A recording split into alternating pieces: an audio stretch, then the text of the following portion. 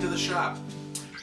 Well, today is kind of middle of the week, and so I wanted to post another update on stuff that's going on in the shop.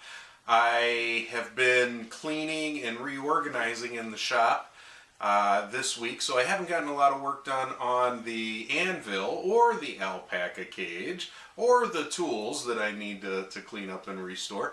But I have gotten a lot of cleaning and organizing done. If you recall in the last video, I was saying how the workbench was just covered in black metal shaving dust, a combination of steel from the piece of rail that I was working on and the aluminum oxide from the grinding discs.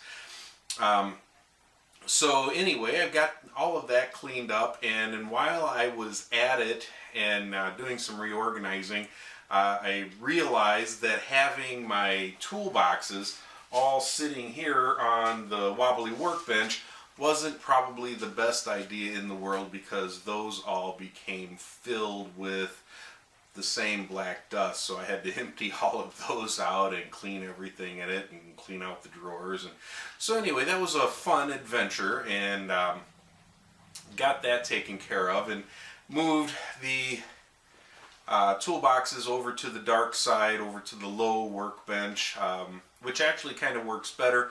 Centralizes all the toolboxes into one place and puts them down a little bit lower so it's easier to see what's in those. So I think that's going to work better for workflow.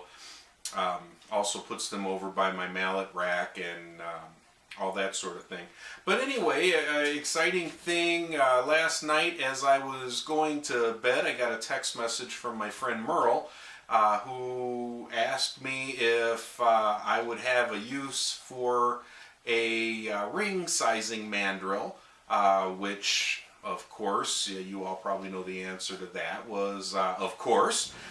And so anyway, I met up with Merle today, and not only did he gift me with a brand new in the package ring sizing mandrel, to a working mandrel, with, you know, a nice little knurled grip on it, very nice. So we'll be able to do some rings with that. But he also threw in there a ring sizer so that I can know what size rings I'm dealing with, as well as, this is really nifty, a woodworker's mallet, which I kind of have been wanting, and not only been wanting, but kind of not wanting to make.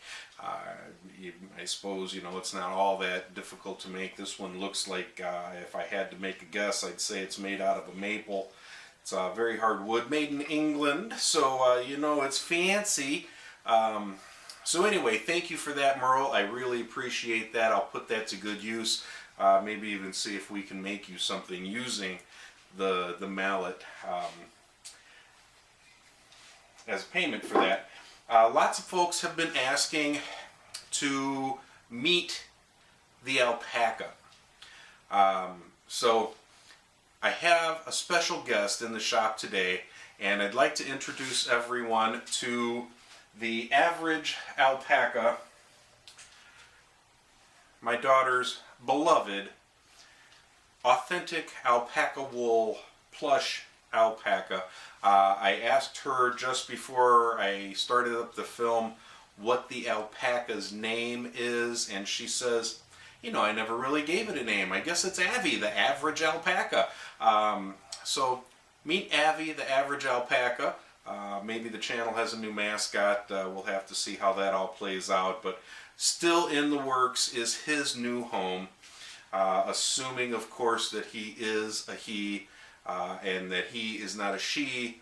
I'm not sure how you sex a plush alpaca, so I guess we'll just leave that one up for mystery's sake. But anyway, for all of you who wanted to meet the plush alpaca, here's Avvy, the average plush alpaca. So anyway, other than cleaning and organizing, the only other really exciting thing that happened to me today, and this was really pretty cool, when I got together with Merle this afternoon, he had another bag in his hand, and he says, "Hey, I brought this out to show you." And he pulls out a very old tool. Those of you who know me and know me well know I just love old tools and old technology. And what he had was a very old Wizard, was the name that was on it, adjustable ratchet wrench from the very early 1900s. Now that was neat enough in and of itself, and he has gotten the ratcheting mechanism working on that, because those of you who know me and know me well know that the only thing better than a really cool old tool is a really cool old tool that's able to be used to do some work. So he's working on getting that tool back in its working condition.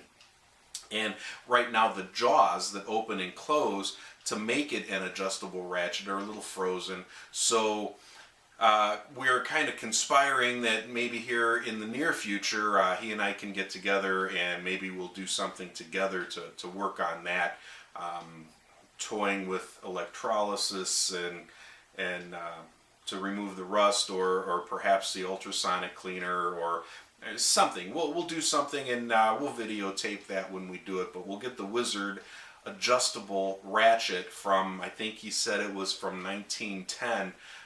And we'll get that all back together. Now, the ratchet in and of itself was cool enough, but as I was looking at it, Merle says, "You know, I think that has a city stamped on it, but I can't remember what it was."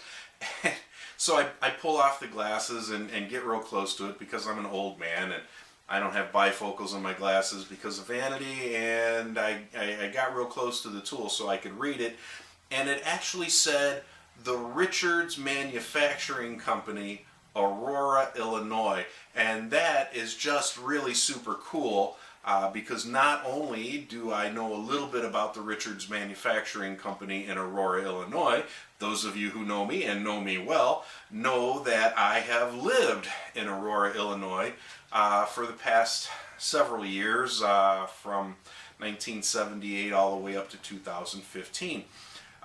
So it was kind of a very cool thing. Also, was maybe not this past Halloween, but the Halloween prior, my wife and kids and I went to a thing called the Ghost Walk here in the town we live in, and there was a person. The way the Ghost Walk works is you walk through the little local cemetery, and they have actors portraying people who are buried in the cemetery who were local figures, and those actors kind of gave the life story of the people who were buried there in the cemetery. And one of those guys was named Wilcox. I can't remember the guy's first name.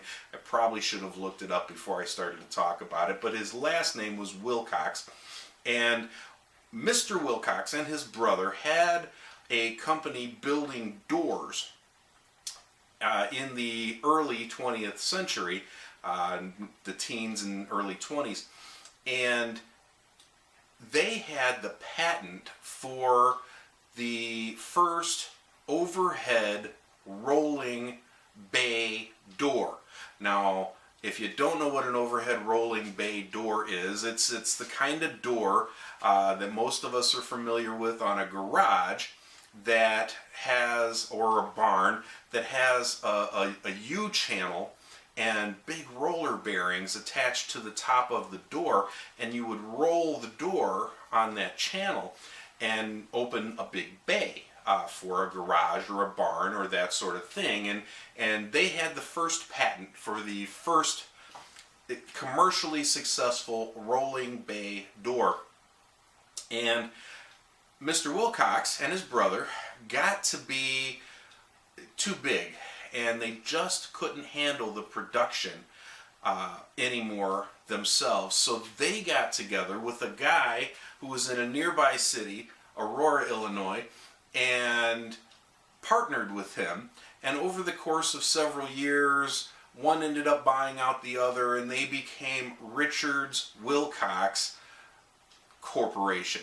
And Richards Wilcox Corporation was really big in the industry in Aurora until just a few years ago, when they finally went out of business. their main line being doors. So I thought it was really cool that my friend Merle has this piece of history and I got to hold it in my hand. I will try to insert a couple pictures here in the video if I can figure out how to do that, of the tool that I was able to snap while I was fondling it, because it was really kind of a pretty cool tool.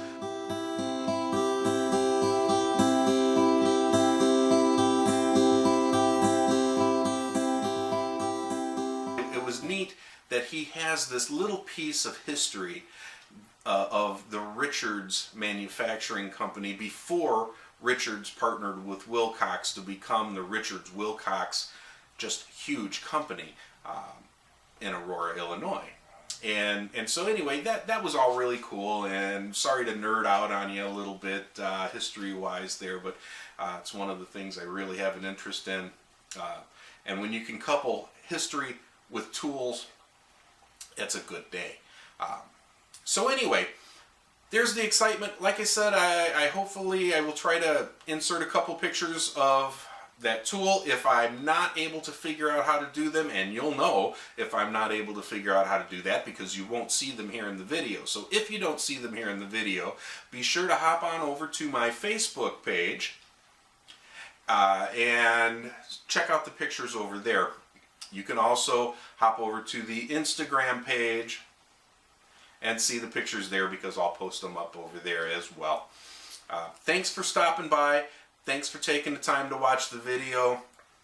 If you like what you saw at all and are looking forward to some of the upcoming projects, maybe seeing some encore performances from Avvy the Average Alpaca, or to witness in person the construction of his new and future domicile, the finishing of the anvil, the reconditioning of the tools, and down the road maybe even some electrolysis on an antique adjustable ratchet made right here in Aurora, Illinois, or right there in Aurora, Illinois. Click below and subscribe. It would really help me out. Click like if you like the video. Share it with a friend. Comment down below if you have any questions, if there's something you'd like to see, if there's something you're interested in. Send me an email. I'll throw my email address down below here. Thanks again. That's all I got for today. Thanks for stopping by, and until we meet again, keep the faith, walk the walk, and go with God.